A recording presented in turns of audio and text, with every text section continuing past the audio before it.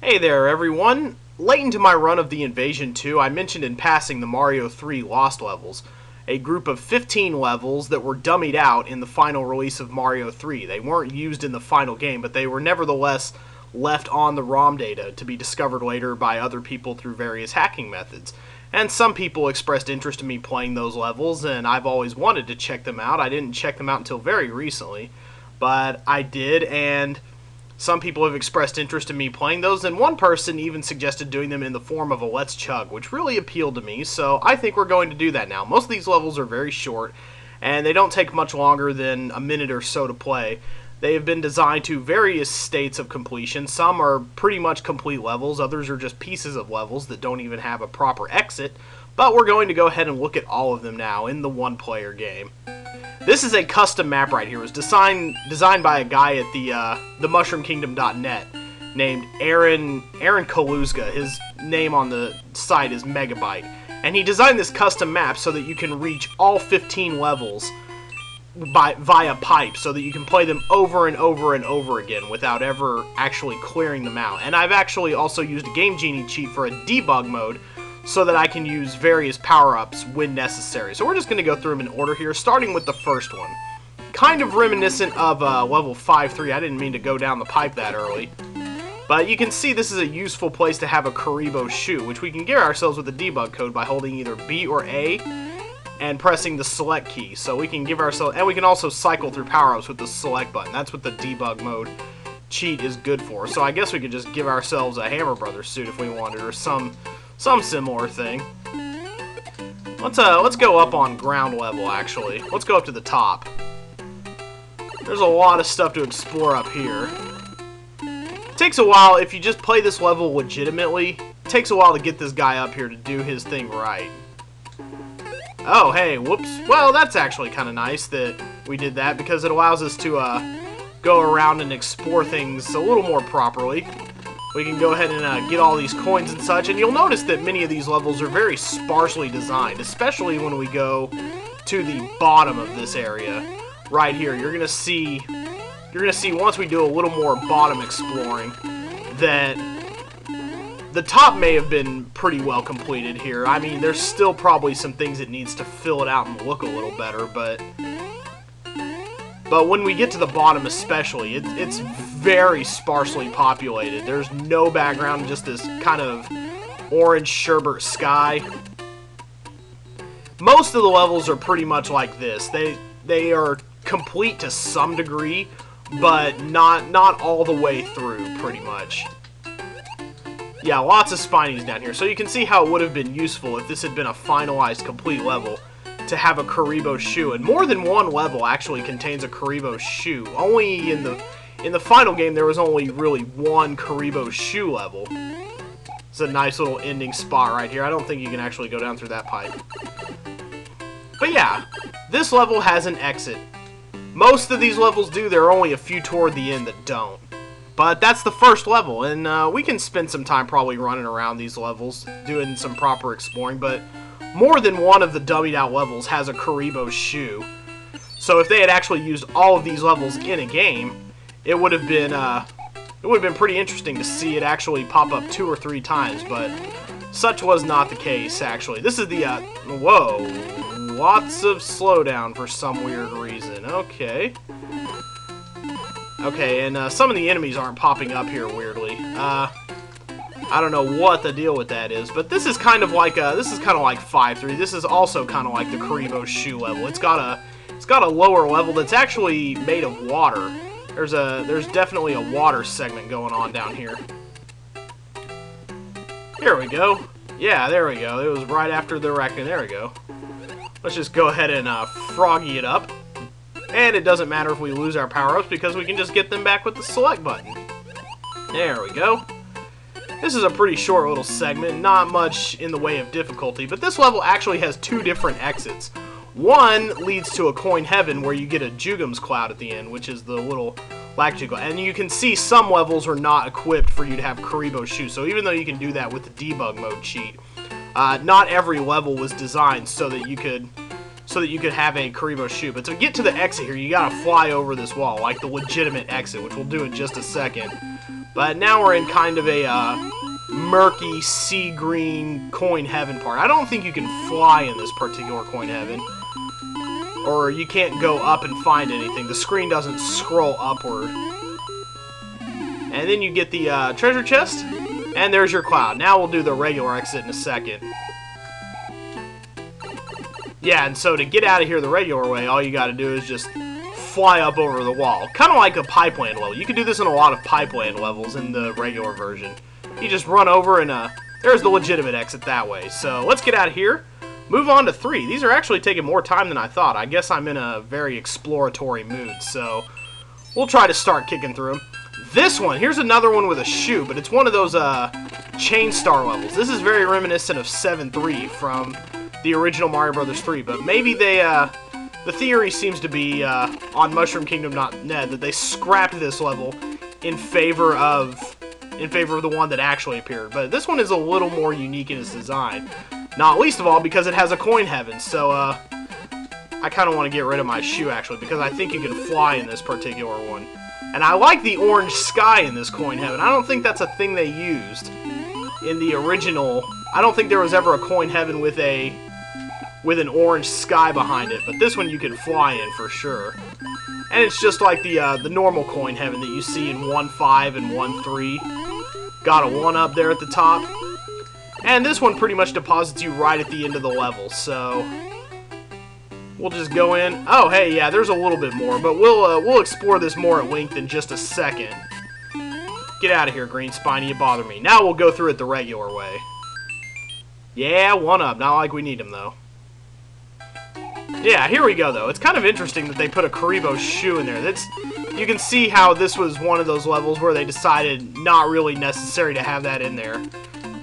Nintendo is really big on only putting things in a game one time. Like, there'll be one level where something is featured. Oh, crap. I'm going to have to do some real running.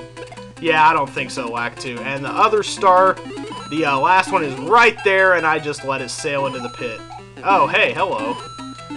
But, yeah, I like this level. This is one of the more complete-looking ones. This is one of those that actually plays out like it would be an actual complete level. Holy crap. This is the tough part right here. Yeah. That vine actually just goes up and you can get some coins, which I'll show thusly. There we go.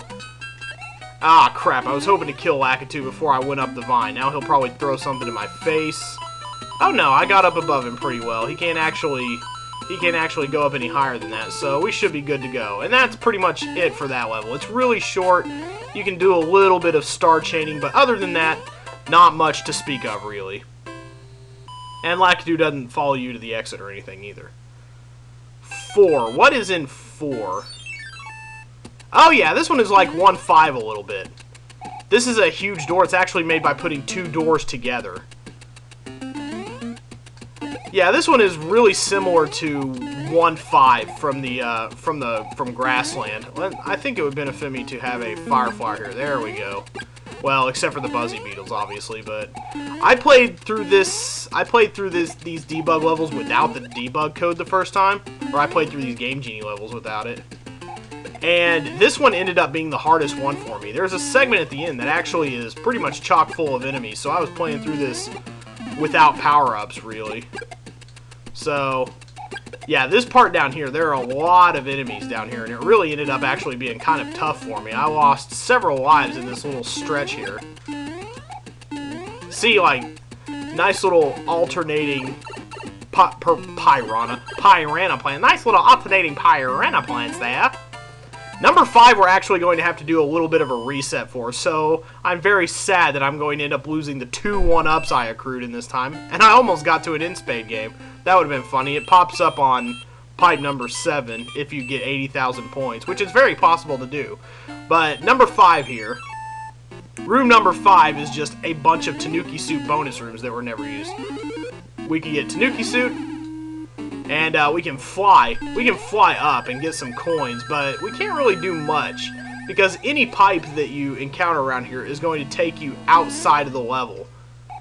So we're going to have to use a special Game Genie cheat. Yeah, oh, well, it popped up at 4 this time. Okay, that's funky. But we're going to have to reset and use a walking through walls cheat to see the others, which is going to require us to reset, and it's going to kind of make the music really funky sounding and somewhat demonic. So I'm going to turn that on, and then we'll reset real quick. Alright, here we go. Now we go to level 5, and we'll be able to, we won't clip through the ground, but we'll have to be careful going through certain areas.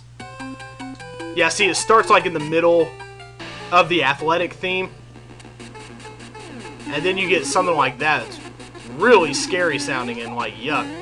And see, you can cut through walls and stuff. Just a bunch of Tanuki suit rooms, really. Any pipe on the ground will take you out of the level. This is not bad. He'll actually get through the wall in just a second, don't worry. It freaked me out the first time too. This is this part is gonna be a little tough to negotiate, however. Oh crap. Okay, good. In fact, I didn't actually see a Tanuki suit in that last room. Is there? I can't go left through the walls, but wow, this sounds very missing no-y. Yeah, I can't actually go back through the... Okay. Well, okay. That's not going to be too much of a problem, I don't guess. Let's not go through that pipe just yet. This is very similar to some Tanuki suit rooms we've seen. This is a very beta version of that other Tanuki suit room, actually. The one that pops up, I think, in somewhere in Giant Land. You gotta be very careful sometimes, because you'll just fall through the floor if you're not careful. There was something like this in Skyland, too, right here.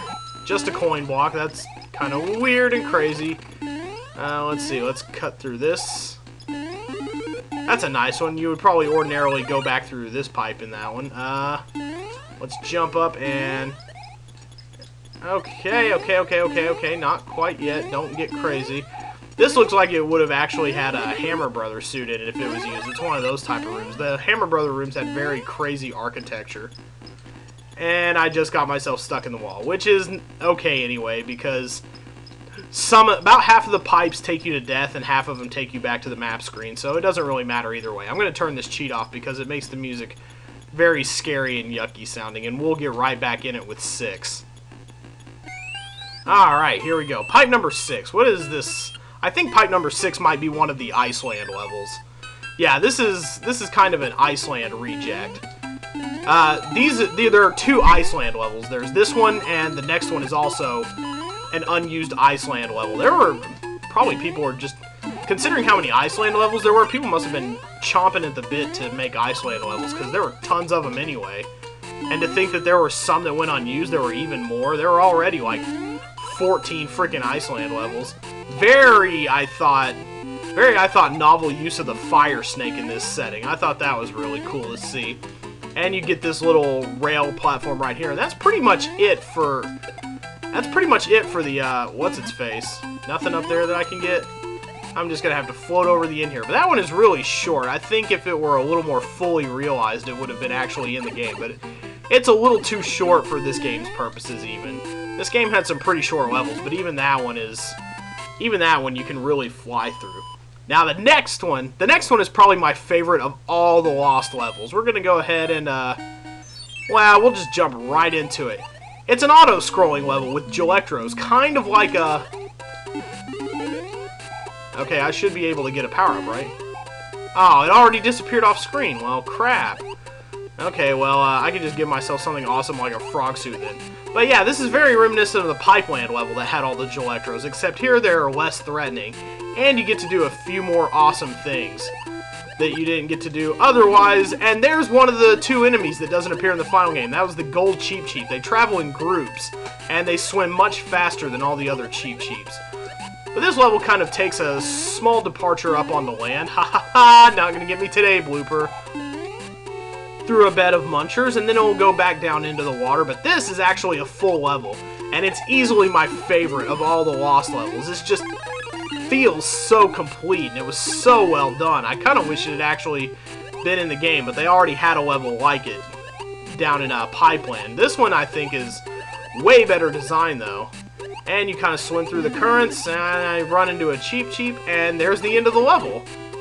Again, though, it is a little bit short, so I can see why maybe it didn't make the cut. But it is pretty much a full level included on the level data, and it's very awesome, and I love it a lot. I really wish it had actually been in Iceland.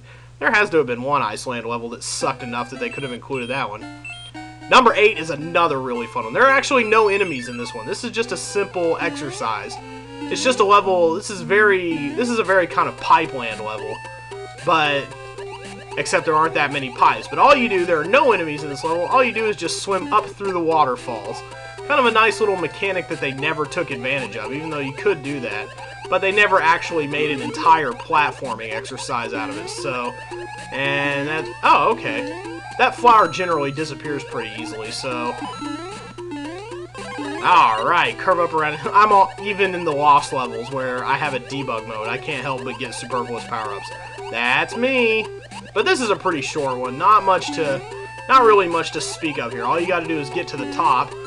Very weirdly situated pipe, actually. And not even a full proper goal. Just the end of course card sitting out in the middle of a purple desert sky. What awaits over in 9? 9 is one of those, I don't quite remember what was going on with it. Oh yeah, this is kind of a, this is a pretty simple level right here. I like the rising and falling, I guess you could call it layer 2, but here we have another enemy. This is the other enemy that didn't appear in the final game, the green parabeetle. Works just like the red parabeetle, except he flies faster, and they fly in from the left instead of the right. And he just takes you up and up and up and up and up. It doesn't really result in anything super special, but yeah, you just kind of got a rising and falling background here. I really enjoy it for one. They could have made a whole level out of this, surely, but oh hey, I almost nailed a fire chomp without even thinking about it. That was awesome. Fire chomps seem to be much less threatening in these Lost levels than they were in the actual setting, and yes, if we can take the chance to do the one-up spiny trick here, we will definitely take that chance. There we go. Even in the Lost levels, you get to have a little bit of fun with one-ups. And then we move on to 10. 10 is kind of really strange. It's kind of like a coin heaven, and it has the rising and lowering thing, but you can immediately pretty much see why they chose not to use it. Because it goes up and down, but the background is very funky, and there went a turtle. And again, we have the red and green parabeetles. The parabeetles were only used one time, but I think that was really enough of an appearance. There's not really much you can do with those guys. Okay, and then the pipe comes up and you can end the level that way, but you can see that it doesn't really jive with the background. Won't be able to go down in the pipe until, okay, and it comes back up through. Okay, there we go. And that's pretty much it for that. It was probably the MushroomKingdom.net theorizes that it was an enemy-infested coin heaven, which wouldn't have jived with the rest of the game. All the coin heavens, none of them had enemies, so yeah, I can see how it was a little weird that would, I can see why that was strange and unused. Although, again, a missed chance at seeing the green parabeetles, so that is kind of saddening right there. Number 11. 11 through 13 are all pretty much the same, with some small differences between them. This level is very reminiscent of 1-6. You can see a lot of things that pop up there, like you got the big, giant, thick wood blocks on the poles, your introduction to note blocks. Actually, those may have been introduced sooner. Yeah, they were, because they were in coin heaven and stuff, but yeah, this is a very 1-6 type of level, but it's a little bit too, I guess, whoa, me just being careless.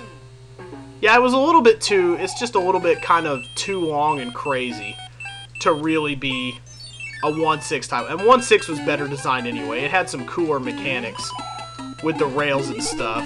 Come to Papa, alright. I don't know why I'm bothering to get power-ups when I can just have pretty much any power-up anytime I want, ever. Bye-bye, Koopa Troopa. Whee! Yeah, this is one of the more complete levels as well, and I need to really stop doing that if I want to explore the whole thing in detail. Because, for one thing, it's taking me back to 10, and that's really aggravating the crap out of me, but maybe I should take a leaf in with me. Maybe that'd be just a skosh better to do that. There you go. Both of you die now. Okay. Okay, I promise to get a little farther in this level this time. We will make it bit by bit. If I have to die every new pixel I reach, I may have to die, but I'll do it. Okay, now we can probably get in a little... There we go, yeah. And it was just coins anyway. Hunky-dory. Alright. I do like this part right here. About to die again, good lord. This is very well designed, and I think these are all just coin blocks, but you can take a turtle down through here, and we could probably test out various and sundry of these if we wanted to. Okay, yeah, some of those are just brick blocks then. Okay, yeah, only that one is a coin block then, actually. This is very nicely done, very conducive to having a leaf. And I'm not even going to play around with that. Oh, crap. Don't tell me I'm stuck down here. Oh, crap. Get some footing, Mario. Good lord. Here we go. Oh, yeah, that's what we want. Micro Goombas in our level. Yeah, you just fall off the, you just fall off the screen now. That'd be great. And most of the blocks in these are just basically bricks. They probably would have added in power-ups later, but they probably just wanted a general sense of design when they were making this. And that's a very short-looking little end spot right there, actually. You usually can't see the black when you're doing that. 12 is the same thing, except you fall in from a much higher height, and this level is actually not complete. You actually have to die to exit it, because there's no exit. Now we're getting around to the ones that don't have an exit. Pretty much everything up to this point has had a proper exit, but... And, see, you can see a little bit of the design inspiration for 1-6 in this one. This little segment right here. But this is where it ends, right here. To leave the level, you just have to die, because it doesn't go any farther than this. And 13 is pretty much the same. It's practically identical, so... Let's go ahead and give that a run real quick. See, yeah, there's pretty much nothing that's in this that wasn't in the last little level we played there. No, nothing, okay. Let's just go ahead and get back up then. Yeah, see, except the turtle is stuck in the block now. Yeah, that's basically the only difference. But other than that, yeah. We get this, and it falls into the pit just like us. Now, the next two don't have an exit. They are the final lost levels, and they don't appear to have any sort of real exit going on, so... First one is this little Skyland piece of level, but it does have one interesting thing. We're going to reset to get out of this once it's over, and we should probably take a power-up as well. In fact, we should take a leaf, because the interesting part is up at the very top of the level, in these clouds that you can't reach otherwise. There are little bits of star everywhere. So I guess maybe they intended to have like a space segment where you're at the top of the atmosphere or something? But yeah, there's just kind of these little things scattered all throughout, and they look cool. And we jump over here and we get ourselves a bunch of coins. But yeah, this is just a piece of unused Skyland level. Nothing really special or noteworthy about it. And there's no exit, so you're just kind of stuck here. So I guess they wanted to make a space level where you got to the top of the sky. Who knows what they wanted to do with this, but they left it on the ROM cartridge and it was easy to explore. So if you want to get out of here, you either got to reset or wait for the time to run out. We're not waiting for the time to run out.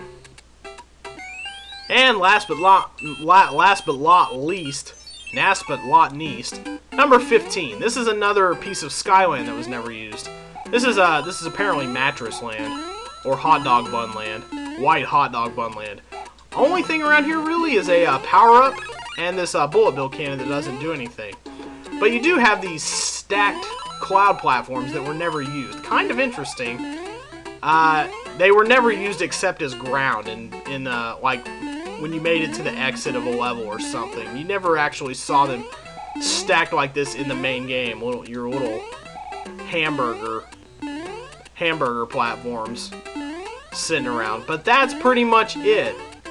They don't take long to explore at all, these lost levels. But they were left on the cartridge, and some of them are discoverable by Game Genie. Others, people had to hack into the ROM data, but some are just fun to run around and fool around in, and you get to see some possibilities that were never that were never explored further, some potential concepts that never made it in the game. And there are even other things that I haven't explored here that didn't make it into the final game. There were some bonus games, like the Spade game and the In Spade game, which are hosted by Toad, and you get like 1-ups and items from the cards and stuff. There were actually supposed to be other bonus games that were hosted by a Hammer Brother and a Koopa Troopa, among others. They are actually on the ROM data as well. You can, in both the Japanese and US version, you can play them both in Japanese. If you can read Japanese, you can play the games and figure out what they're saying. There were also some unused sprites that were left over that could have led to some interesting things. There was an underwater propeller that was never used. There were some different spike animations. There was a wheel that never got used, weirdly enough, probably because they went ahead and used tank treads for most of their vehicle stuff.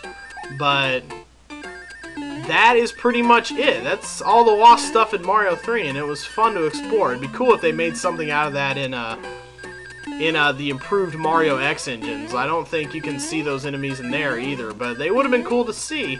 Maybe somebody who's working on Super Mario Bros. Remastered or New Super Mario Bros. X can get in on that. But that is it for us for now. We have chugged all the Mario 3 Lost levels. Tune in next time for a new teaser for a different game coming up. No more Mario for a while. Or for the foreseeable future anyway. There will definitely be Mario in the future, but I don't like to play several Mario games in a row, so we're going to go ahead and move on to something else, and you'll see the teaser for that next time.